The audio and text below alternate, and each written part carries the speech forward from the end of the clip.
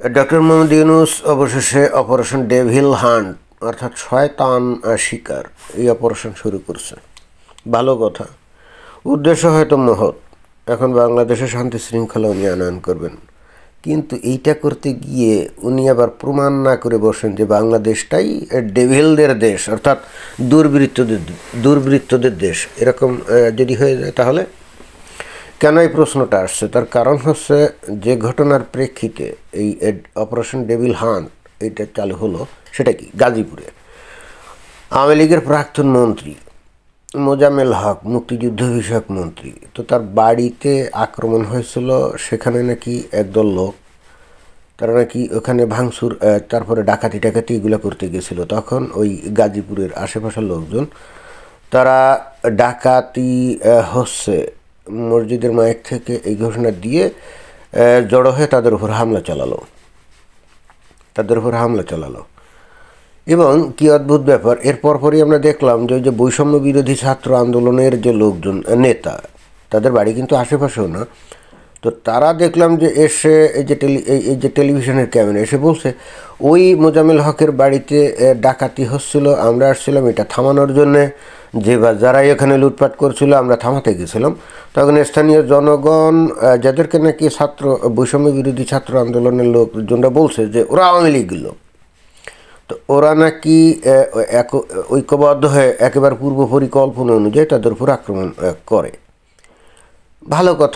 ভালো কথা, তারা যদি ওখানে ডাকাতি থামাতে যায় এর সাথে ভালো কথা তো আর হতে পারে না। বাট প্রশ্ন হচ্ছে গত 6 মাস ধরে বাংলাদেশে যত ঘটনা ঘটছে তার মধ্যে অবশ্যই বিএনপি, জামায়াত এরা তো করছে, এবং একই সঙ্গে এই বৈষম্য বিরোধী এই যে ছাত্ররা আমরা দেখেছি তারাও তো বিভিন্ন জায়গায় দল বেঁধে গিয়ে আক্রমণ করছে, বিভিন্ন অফিসে, বিভিন্ন জায়গায় তারা কর্মকাণ্ড করছে তো। বিশেষ করে 5 আগস্টের পরে এবং একই সঙ্গে যে 5 ফেব্রুয়ারিতে যে কর্মকাণ্ড আমরা দেখলাম তারা করলো, তো এইটার পরে আমরা কি গত 6 মাস ধরে আজ পর্যন্ত দেখেছি যে কোনো জায়গায় ডাকাত পড়ছিল বা লুটতরাজ হচ্ছিল, বৈষম্য বিরোধী ছাত্র সেখানে গিয়ে থামাতে গেছে? এমন ধরনের কোন রেকর্ড আছে, কোনো খবর আছে? আমরা তো শুনি নাই।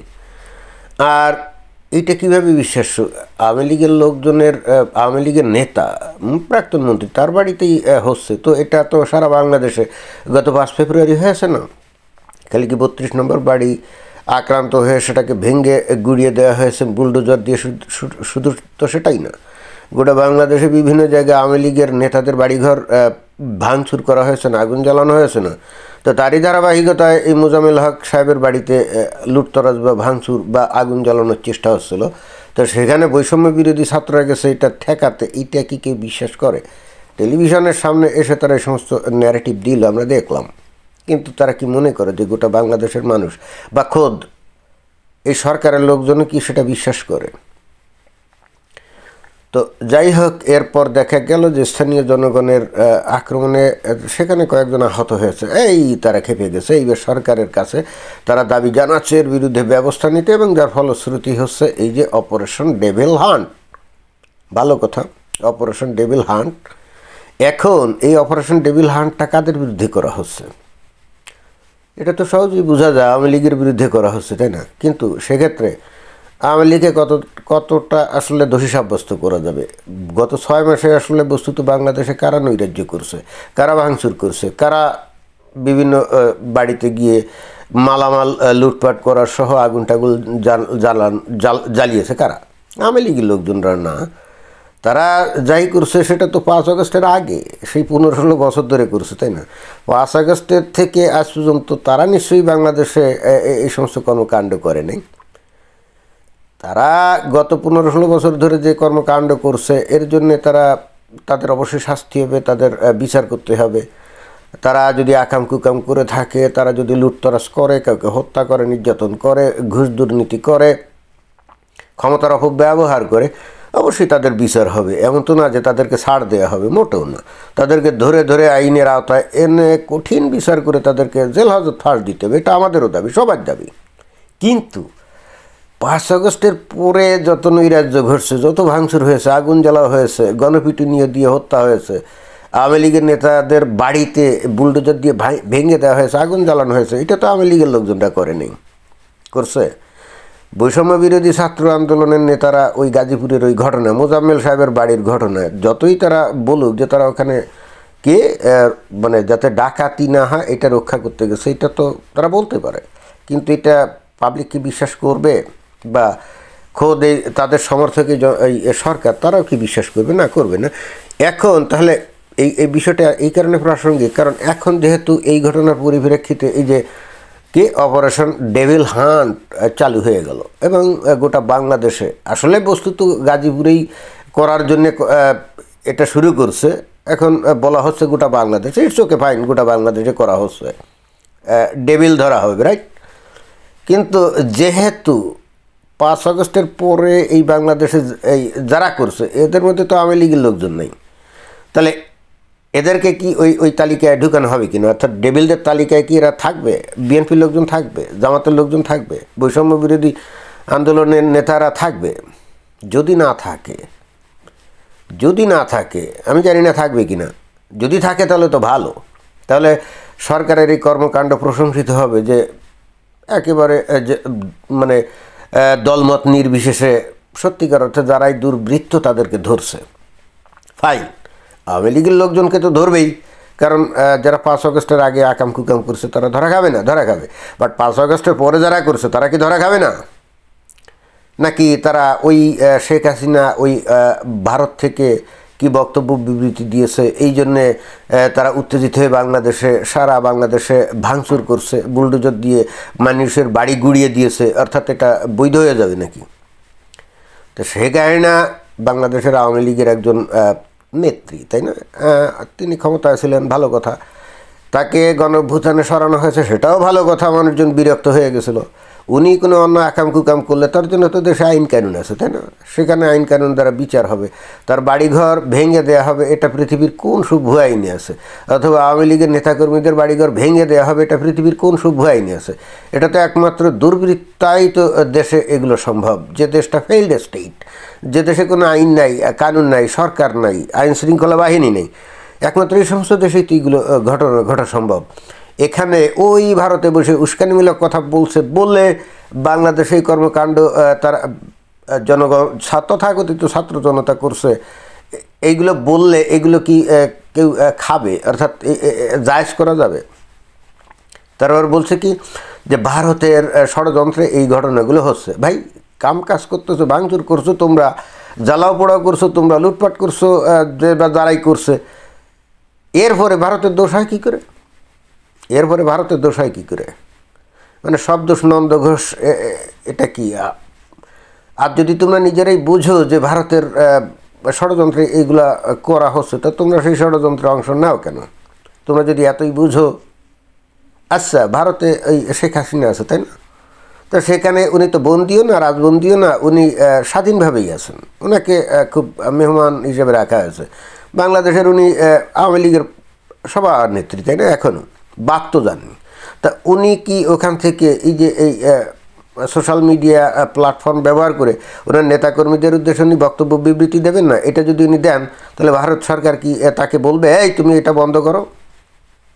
তা তো বলতে পারে না। আমি যদি ধরেও নিই যে ভারত সরকারের মদদে শেখ হাসিনা এটা করছে, কিন্তু এখন বাংলাদেশের সরকার বা মানুষ যদি দায়ী করে ভারত সরকারকে, তো ভারত সরকার কি সেটা স্বীকার করবে? তো শেখ হাসিনা এটা তো করবেই, তার দায়িত্ব তো এইটা। এখন এই যে ইলিয়াস হোসেন, তারপরে যে পিনাকি ভট্টাচার্য, এরাও তো দেশের বাইরে থেকে বসে নানা রকম মানে উস্কানিমূলক নির্দেশ দিয়ে যাচ্ছে, তাই না? এবং তার ভিত্তিতে বাংলাদেশে অরাজকতা হয়েছে। তাহলে এখন শেখ হাসিনা যদি ভারত সরকারের প্রভোকেশনে বা ষড়যন্ত্রে এই ধরনের অস্থিরতা তৈরি করে, এটাই যদি যুক্তি হয়, তাহলে ওই ইলিয়াস হোসেন কি তাহলে আমেরিকার সরকার ওই ডোনাল্ড ট্রাম্পের নির্দেশে এটা করছে? বা এই পিনাকি ভট্টাচার্য কি ভারতে ওই ফ্রান্সের ইমানুয়েল ম্যাক্রোর নির্দেশে বা এই ফরাসি গভর্নমেন্টের নির্দেশে কি ওই যে সেদিন 32 নম্বর গুড়িয়ে দাও, মাটির সাথে মিশিয়ে দাও, এটা কি ওই ফ্রান্সের সরকারের নির্দেশে এইগুলো কাজ করছে নাকি? এই প্রচারণা চালিয়েছে নাকি? অদ্ভুত আপনারা যুক্তি দেন। এবং আপনারা নিজেদেরকে খুব বেশি বুদ্ধিমান মনে করেন।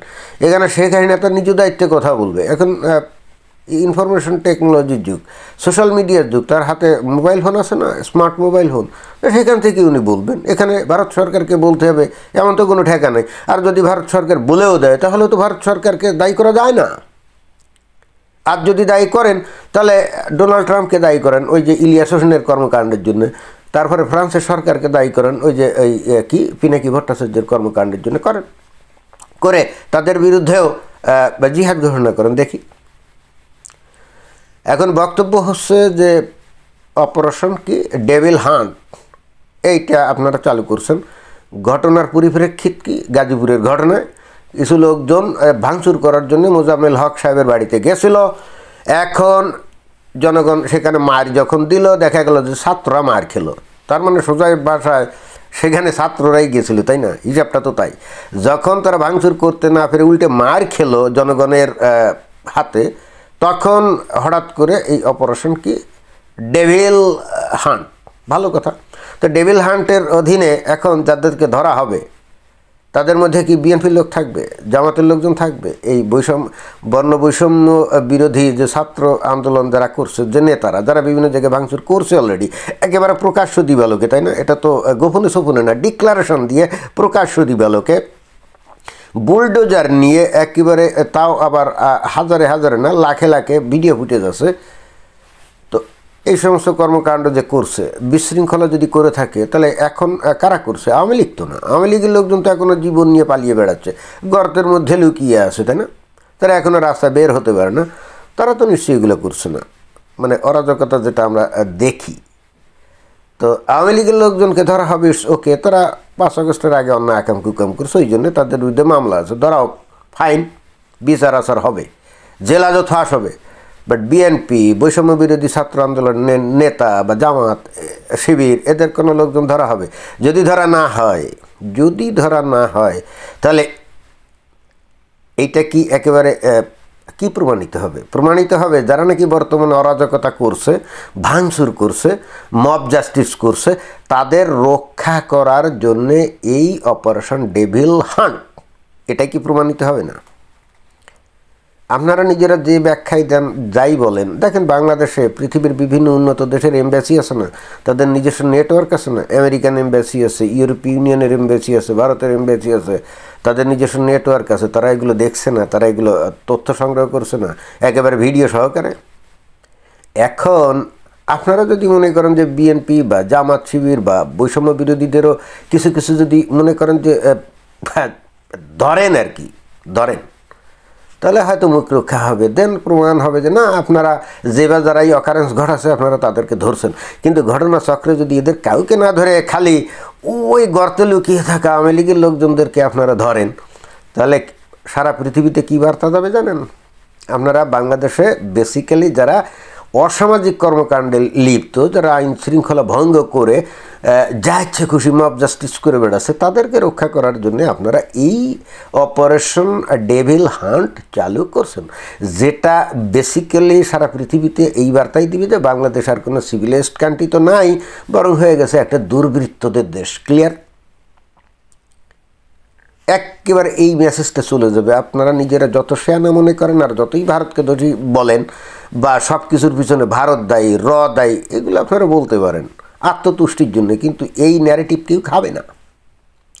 তখন গোটা পৃথিবীতে আন্তর্জাতিক অঙ্গনে বাংলাদেশকে একটা দুর্বৃত্তদের দেশ বা দুর্বৃত্তায়িত দেশ এইভাবেই কিন্তু পরিচিত করবে। ক্লিয়ার?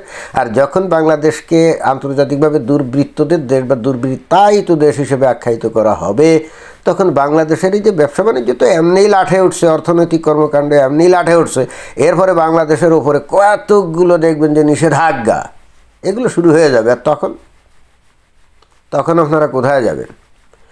এই যে বর্তমানে এই যে ইউনূস সরকারের পারিষদবর্গ বা সেনাবাহিনী, পুলিশ বাহিনী বা আমলা, আপনারা যারা এই দেশ চালাচ্ছেন, একবারও কি আপনারা চিন্তা করেন না এই বিষয়গুলো?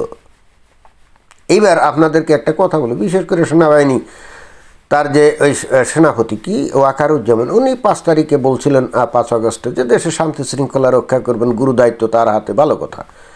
আজ পর্যন্ত উনি বাংলাদেশে আইন শৃঙ্খলা রক্ষার জন্য ওনার বাহিনীর কোনো উল্লেখযোগ্য কোনো নজির আছে? আমরা তো দেখি নাই।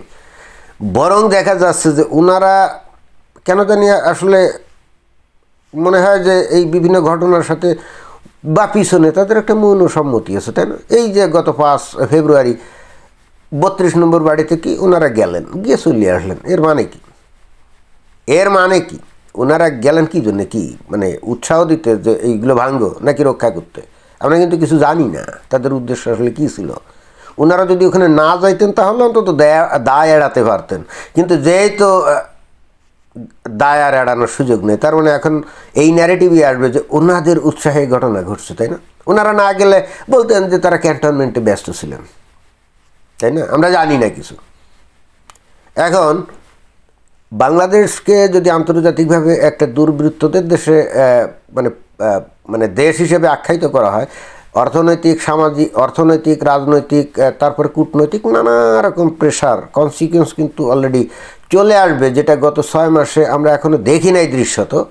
কিন্তু বাংলাদেশ যদি একটা দুর্বৃত্তদের দেশ হিসেবে আখ্যায়িত হয়েই যায় ইন্টারন্যাশনাল অঙ্গনে, তাহলে কিন্তু অর্থনৈতিকভাবে নানা রকম নিষেধাজ্ঞা আসবে। সেনাবাহিনীকে বলতে চাই, এমনিতেই দেশের অর্থনৈতিক অবস্থা খারাপ, বাণিজ্যিক অবস্থা খারাপ, নানা রকম অর্থনৈতিক নিষেধাজ্ঞা আসলে বাংলাদেশের অর্থনীতি পুরো মুখ থুবড়ে পড়বে। Bangladesh will B a failed state. তখন বাংলাদেশ সরকারের আয় উপার্জনেরও সুযোগ থাকবে না। তখন আপনারা বেতন পাবেন কোথা থেকে? চিন্তা করে দেখছেন একবার? বাংলাদেশের আমলারা, পুলিশরা, আপনারা কোথা থেকে বেতন পাইবেন? কোষাগারে কি টাকা পয়সা থাকবে? তখন কি এই ইউনিট সরকার কি টাকা ছাপিয়ে আপনাদেরকে বেতন দিবে? তাই যদি হয় তো বাংলাদেশের কি ভয়ঙ্কর মুদ্রাস্ফীতি হবে বুঝতে পারছেন? অর্থাৎ দেশ আস্তে আস্তে ফেইল্ড স্টেট তো হবেই, মহামারী, তারপরে দুর্ভিক্ষের দিক বাংলাদেশ এগিয়ে যাবে। বুঝছেন আপনারা কোন দিকে নিয়ে যাচ্ছেন? বাংলাদেশ কি পৃথিবীর বাইরের কোনো দেশ? আমরা এখন গ্লোবাল ভিলেজে বাস করি, তাই না? আপনারা যা ইচ্ছা খুশি করবেন, যা ইচ্ছা খুশি বলবেন, আর যাকে ইচ্ছা খুশি নিজেদের দায় নিজেরা না নিয়ে অন্যের উপর চাপিয়ে দিয়ে ভাববেন যে দায় তো এড়ানো গেল, সব দোষ ভারতের, সব দোষ রয়ের, এইগুলো বলে আপনারা পার পাইবেন? চিন্তা করে দেখেন আপনারা আসলে কি শুরু করছেন। 5 আগস্টে বাংলাদেশের জনগণ স্বতঃস্ফূর্তভাবে আপনাদেরকে সমর্থন দিয়েছিল। আওয়ামী লীগের প্রতি মানুষ বীতশ্রদ্ধ ছিল, কিন্তু মানুষ তো বর্তমানে যেটা হচ্ছে এটা তো কল্পনাতেও আনে নেই, একেবারেই কল্পনাতে আনে নেই। বর্তমানে যে বৈষম্য বিরোধী ছাত্ররা যে কর্মকাণ্ড করছে, আমরা তো বুঝতে পারছি না যে তারা এই ধরনের কর্মকাণ্ড কেন করছে, অথবা তারা বাংলাদেশে আসলে কী চায়। তারা তো পরিষ্কার করে বলেও না যে বাংলাদেশে তারা গণতন্ত্র চায়, তারপরে বাংলাদেশে তারা মানে সুন্দর একটা ব্যবস্থা চায় না, তারা কিন্তু এখনও কিছু বলে নেই। ডক্টর মোহাম্মদ ইউনূস সাহেবও বলে নেই, এরা কিন্তু কেউই বলে না যে এরা আসলে বাংলাদেশে কী চায়। বরং আমরা দেখতে পাচ্ছি এরা এমন সমস্ত কায়দা কানুন করছে, বাংলাদেশটাকে হয় পাকিস্তানে জুড়ে দিতে চায়, নাহলে তালেবান বানাতে চায়। আমি তো বুঝি না, ক্লিয়ার কাট বললেই তো হয়। আমার তো মনে হয় যে ক্লিয়ার কাট বললে এখন সুবর্ণ সুযোগ। বাংলাদেশের মানুষ এখন ধর্মোন্মাদ, বাংলাদেশে তালিবানি শাসন কায়েম করলেও তারা সমর্থন করবে, পাকিস্তানের সাথে যদি মিলাতে চায় তাও সমর্থন করবে। ভয়ের তো কিছু নেই, মানে গোপন সোপনের কী আছে। যাকে আমি আসলে যেটা বলতে চাচ্ছি, ডক্টর মোহাম্মদ ইউনূস সাহেব এবং আপনার সরকার এবং এই সেনাবাহিনী এবং যৌথ বাহিনী, আপনারা যারা দেশ চালাচ্ছেন, এবং বৈষম্য বিরোধী আন্দোলনের নেতারা, আপনারা বাংলাদেশকে কিন্তু একটা দুর্বৃত্তায়নের দেশে মানে পরিণত করার দিকে নিয়ে যাচ্ছেন। হয়তো খুব শিগগিরই আন্তর্জাতিকভাবে বাংলাদেশকে একটা দুর্বৃত্তদের দেশ হিসেবে আখ্যায়িত করা হবে। আমি কিন্তু এই আশঙ্কিত। আপনাদের কর্মকাণ্ড কিন্তু সেটাই প্রমাণ করছে। ওই ভারত আর রকে দোষ দিয়ে পার পাওয়া যাবে না, বুঝছেন? তবে হ্যাঁ, বুদ্ধি একটা দিয়ে দিই মাগ না। এই যে এই অপারেশন, এই যে কি ডেভিল হান্ট, এইটা যে করছেন না, আওয়ামী লীগরে ধরেন, ইটস ওকে ফাইন, কিন্তু ওই বিএনপি জামাত আর এই বৈষম্য বিরোধীদেরও কিছু ওই হালকা পাতলা টাইপের কিছু ধরে এদেরকেও নিয়ে আদতে টাদতে ঢুকান, তখন আপনারা বলতে পারবেন যে আপনারা দলমত নির্বিশেষে সবাইকেই আপনারা ধরতেছেন যারা নাকি অকারেন্স ঘটিয়েছে। বুঝছেন, দেশটাকে তো ভালোবাসি, এই জন্য বুদ্ধিটা দিলাম। আমি তো চাই না যে বাংলাদেশ ফেইল্ড রাষ্ট্র হোক, অথবা দুর্বৃত্ত রাষ্ট্র হিসেবে আন্তর্জাতিকভাবে পরিচিত হয়ে বাংলাদেশের মানুষ ভয়ঙ্কর দুর্ভিক্ষ মহামারীতে পরিণত হোক, এটা আমি চাই না। বাংলাদেশ ধ্বংস হয়ে যাক, এটা আমি চাই না। এই জন্যই বুদ্ধিটা দিয়ে দিলাম। আর যদি জামাত, বিএনপি, তারপরে ওই বিশেষ করে ওই বৈষম্য বিরোধী কাউকেই আপনারা না ধরে খালি ওই খুঁজে খুঁজে বের করে আওয়ামী লীগের লোকজনদেরকে ডেভিল হিসাবে ধরেন, আপনাদের বাংলাদেশের মানে মানে আপনাদের দ্বারা বাংলাদেশের যে চূড়ান্ত ধ্বংস সেটাই হবে। এই ভুলটা করেন না। ধন্যবাদ।